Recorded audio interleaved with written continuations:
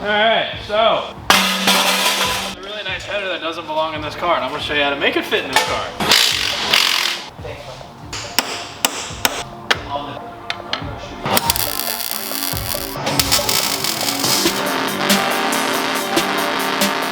Alright you guys, good afternoon. It's a Sunday night over here at the shop. We're working on the Crown Vic again, and I saw a bunch of positive feedback on the last video with this car. So if you hadn't seen it, we did a junkyard video. I'm pulling out an engine for this because it did end up bending a rod in the old motor, and our new motor had problems. So I ended up not having to buy one, but two engines. So a bunch of stuff happened in that video, so definitely go check it out. And this is the junk engine essentially that I ended up purchasing. This has catastrophic damage inside of it, and if you do want to see what actually happened to it, it's quite gnarly. Definitely go check out the last video on me pulling this thing, taking it apart, and seeing how absolutely mangled the inside of this thing is. It is absolutely wild. But yeah, so we got the Crown Vic over here. It's got the Tremec 3650 still mounted in it. We didn't take any of that stuff out. We just had to remove the one master to get the actual motor out of this thing. So I do want to clean everything up in here, get it all degreased up. So we'll do that in this video. You can see pretty much everything for the external parts are just sitting on the bench over there, ready to go back in. You can see we have not one, but two engines over here we're going to be swapping in. So this is a Crown Vic PI motor that came out of the car. This one has the bent rod, and then this is our non-PI bottom end with PI head. So this is a little bit more compression. This was out of, I believe, a Celine Mustang. It does have long tubes already on it. So I'm going to go ahead and swap pretty much everything that I need from the Police Interceptor motor onto the Mustang engine, and then just drop it right in the car. So I got to put water pump, front cover, all the pulleys. I'm probably going to take my alternator because it looks a lot bigger. Actually, you can see the Crown Vics have a bigger alternator for sure. This one's a little bit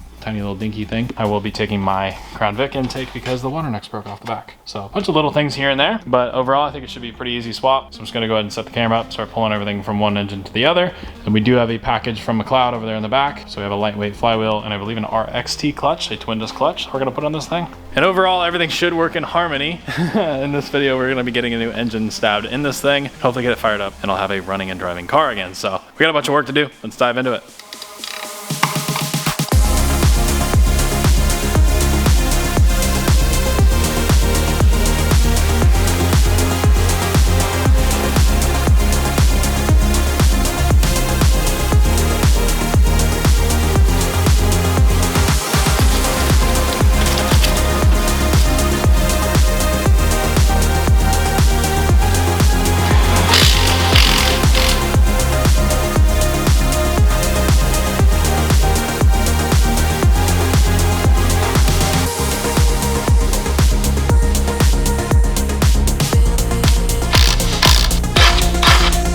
Alright guys, so I got most of the front drive looking the way that I wanted. I believe this is an underdrive pulley. I don't have the water pump side of it, which kind of sucks, but better than nothing. We'll see if I end up keeping it. It might end up shredding the belt because it looks like somebody put some sort of a claw tool on it. And it looks like they scratched up the ribs a little bit, but for now it'll work. Guy before me already put good intake gaskets on it. You can see all the gaskets have been redone. The guides have been redone. I'll show you that once I pull these off. So everything in this thing should be pretty much new. The one thing I'm noticing is I got to plug this guy in, which was the main sensor. I don't remember what it does, but it sits on the valley right here. And you can see it threads in right there. But this is mine, so it's a good thing we're going through all this. This valley is like really gross. And then I'm looking up on the top of this thing, and I mean, you can just see the comparison between the two. Much different, much cleaner. So it's kind of nice someone's already gone through it for me because I don't have to sit here and clean all this garbage off. It's already been done, which is nice. But because this is a PI head on a non-PI block, I can take sensors like that were in the head, and I can walk over here, and well, I gotta thread the fitting in, but I can just plug it right in.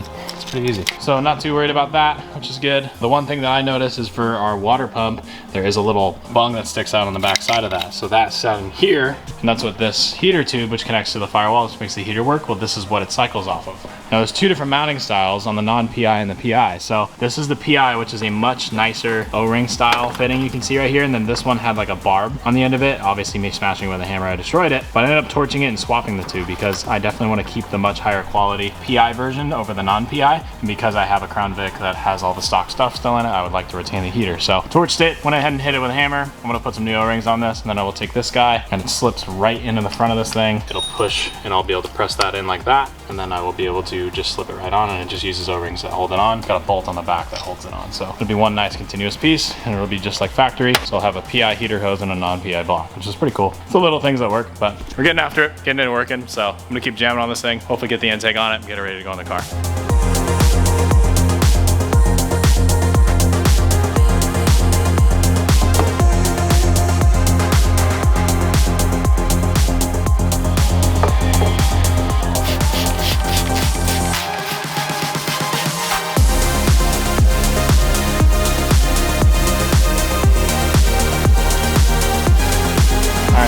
Check this, Shine Supply, Tire Shine. Works on like any plastic too. Oh, nice. Just kind of brush that in a little bit in the corners and crevices. Nothing too crazy. This is not a glossy shine either. It's like a nice, subtle, brand new, gives you that brand new look, where it's just a deep black. Let that soak in for a little while, come back, wipe it off. I think it'll look brand new.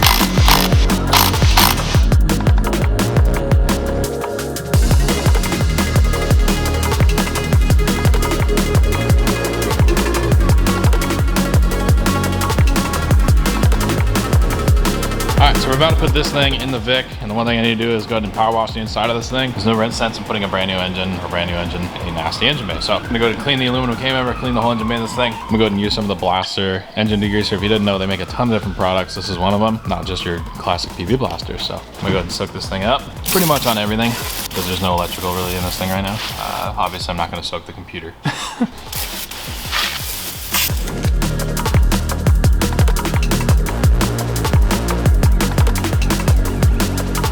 Alright, well, that came out pretty good. Used the engine degreaser from Blaster, took everything off pretty much first try, which is good. So I'm gonna go ahead and push this thing back inside. See, our K-member is nice and clean now finally. It's not all covered in gunk. So I'm gonna push this thing back in the bay, wipe up the floor, wipe up everything, and then we'll start putting the motor in. So, sweet. We're almost there, buddy.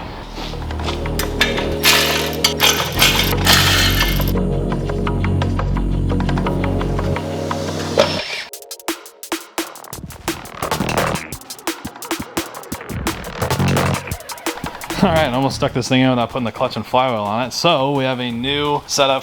You can see my loaf of bread. We have a new setup from McLeod. Twin disc setup. I'm gonna throw the flywheel and the pressure plate on. Before I do that, I gotta put the actual pilot bearing in, and I'm gonna use bread to push this out. So you smash some bread in here, take a sock and a punch, hit this thing out. So check this out, it's pretty cool.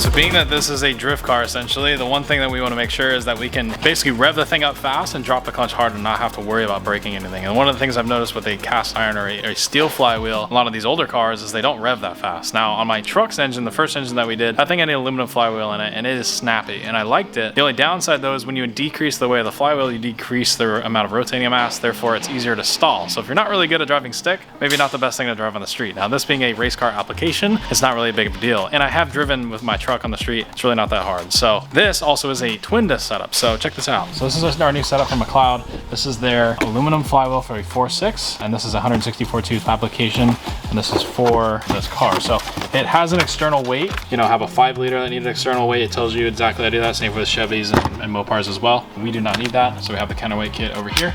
You can see there's a bunch of different locations, and it tells you exactly what holes to put that in. If you are going this route, it'll tell you exactly where to put them, so you don't have to worry about it. All you have to know is if you're a 50 or a 28 ounce.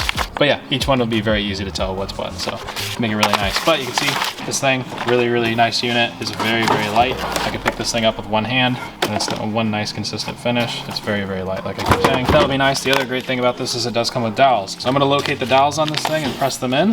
That'll make locating the clutch in this thing 10 times easier. We're gonna be putting the clutch and the flywheel on before we stab it in the engine because the transmission's still in the car. So this is not really a good incline. It's not really a lot of room to work with, so I left the tranny in it because I don't think I'm gonna be able to get the motor and the trans in it in one shot without taking the whole front of the car off, which I really don't feel like doing. So don't really feel like doing that. And then you can see over here we have our RXT. This is a Mustang clutch. This is a 10 spline. This is what you would see like a performance application for like a 3 valve or a 2 valve, any sort of Mustang GT. You know, this is the application that we would be using that for. So this having a Mustang transmission in it, this works beautifully. RXT twin disc clutch. So the twin disc will allow a lot smoother transition between shifts, being that it has a twin disc instead of a single disc. The single disc will bite a lot harder on the initial release of the pedal, and especially with the aluminum flywheel. So having the twin disc will allow a little bit more slippage in between the two. It'll be a little bit more drivable, as well as having 2 discs, it'll be a lot stronger. So I'll try to lift this up for you guys. So you can see there's a pretty rowdy setup here. So you can see there's the pressure plate.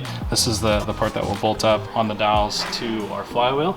And then we have our bottom disc right there. So we have a twin disc setup. And there's another disc in between the two right here. So it's a full true twin disc setup. And this is gonna be really, really nice to drive in this car. I'll be able to stab the clutch and drop it, you know, going down a straightaway in 2nd or 3rd gear. I won't have to worry about it. So very excited to drive this. And I did want to give a massive thank you to the guys over at McLeod and Silver Sport Transmission for working with me on this. They're the clutch that I run in all of my vehicles, and they always work. So my Fox body had one, my truck has one, this car's getting one. Every car I'm ever gonna own is gonna have a McLeod clutch in it because they just work. And look at how nice the quality is. They're all made right here in Anaheim, California, and they're shipped right out to you. So really good units, really good people. I highly recommend them. So, and you can see a lot of these parts, they do have SFI certs. So if you're a race car driver, you're ready to rock. Whew. You can see that piece is freaking nice. This is a full billet top ring. They mount this thing down. Oh boy, this is gonna be so nice to drive. I'm gonna go ahead and set the dowels that this thing will sit on in the flywheel. We'll stab this whole thing together. We'll stick it on there. We'll be good to go. I'll have a link down in the description of this video. You can check out all McLeod's products, and if you want to reach out to them, they'll set you up with a full-blown system for whatever style of driving you're doing, whether you're doing circle track, drag racing, daily driver, you just got a big muscle car, it doesn't matter what you got, they have something that'll work for you.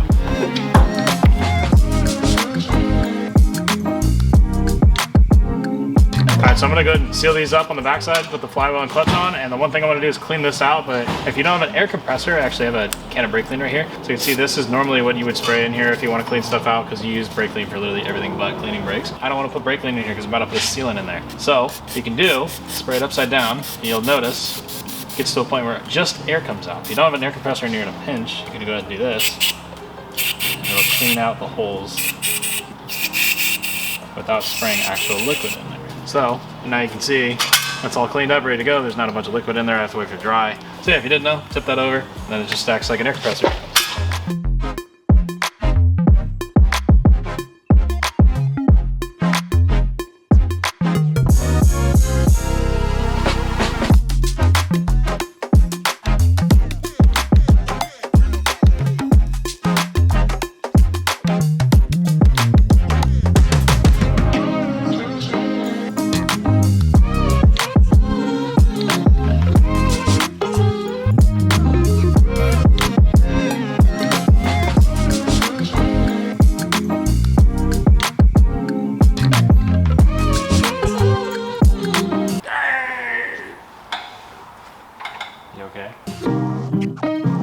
Okay, we have a 4.6 bolted in. That was miserable. Fun fact, this thing has a Mustang pan in it. You can see all the way down there. Barely clears because I smashed it with a sledgehammer. And I wish I knew that, because I would have just took the Vic pan and put it on. But when you put them next to each other, they look completely the same. Absolutely identical. You put them in the car, guess what? It doesn't fit. So it was resting on the oil pan and I was trying to bolt the motor mounts in and nothing bolted in. Then we took it back out, smashed it with a hammer, and we put it in, what, 15 minutes? About 15 minutes. Yeah, it's stupid. First time around, it took like 20. It took me like 3 hours to get it. But yeah, I was finding the oil pan. So don't put the Mustang oil pan, just use the Crown Vic one. So it is now in. It does look good. It's nice and new. It's pretty. It works, or it should work. Have the new RXT in there. Everything's all bolted up. And now I have a long tube header sitting on the floor over there. I'm trying to fish up. So I'm gonna jack the car up a little bit more so I can try to fish these things up from the bottom. I should be able to snake it up right over here. And then luckily they are studs. So I should be able to just snake the thing up, slap it on. Take 3 hours to bolt the headers on because I suck. And then we should have a car with headers on it. All right, so header that doesn't belong in this car, and I'm going to show you how to make it fit in this car. Don't be fooled, this is not a $1,500 set of headers. I think these are like 200 bucks. They look cool though. And maybe 300 bucks. It fit beautifully on the other side, which I'll show you. It does not fit on this side at all. So I'm going to make it fit. So the proper OSHA official, so now you can see way to do that, is you could probably torch it, and you could probably bend it, and you could probably do a few other things. That's inefficient, I'm lazy, and I have a hammer. You guys watched my crew cab series in Kentucky with Dylan. I did this for like 3 hours with a 3-foot sledge, and those headers fit beautifully.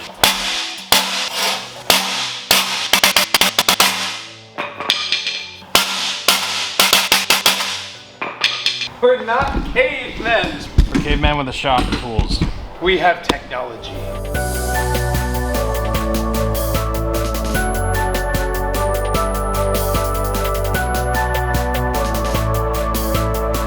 Okay, issue number 3000 with the setup. So this header is not even gonna remotely fit. You can see where the steering is. It's supposed to be over there, and it doesn't fit like at all. So that's rad. So I gotta figure out where I want to modify and cut this header, because I think I'm gonna end up cutting this tube, and I would like to route it actually down and out of the way. The steering is gonna make this a super big mega uber pain. This tube, I can get it down and around the corner. For the most part, this header is not gonna fit on this side. The other side fits beautiful. This side, because of the steering, nothing fits. I had to move this brake line already. The brake line's out of the way. It's still, everything's touching. So yeah, to say the least, I'm gonna have to modify the crud out of this header. I'm gonna do it. I'm gonna make it fit. It's something I really want in this car, and there's no sense to put the stock stuff back in if I'm already here.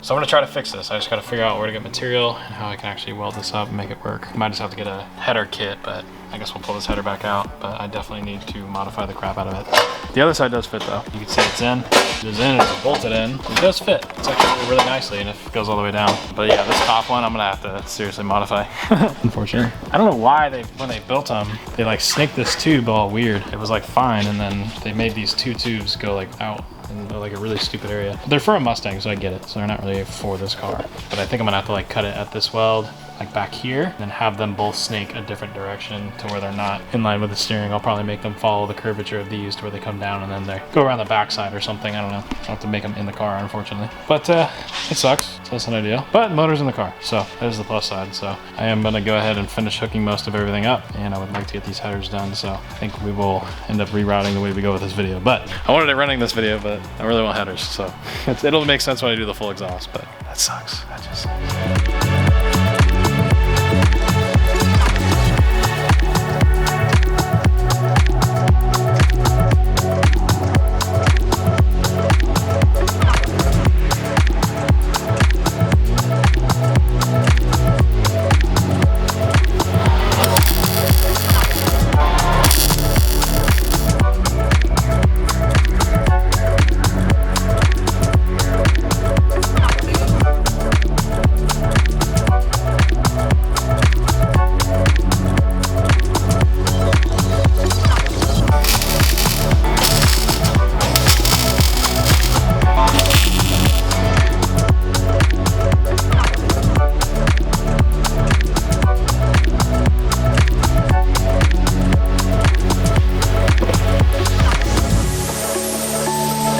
Alright guys, well, got pretty much everything wrapped up.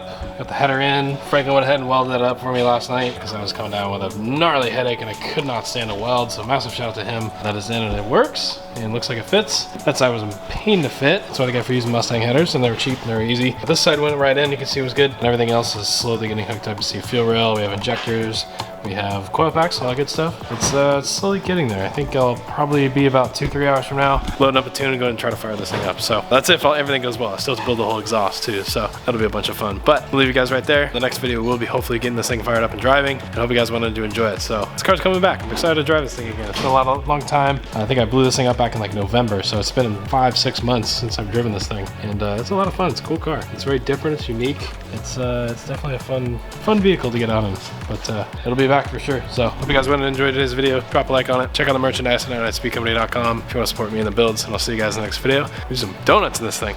So yeah, later.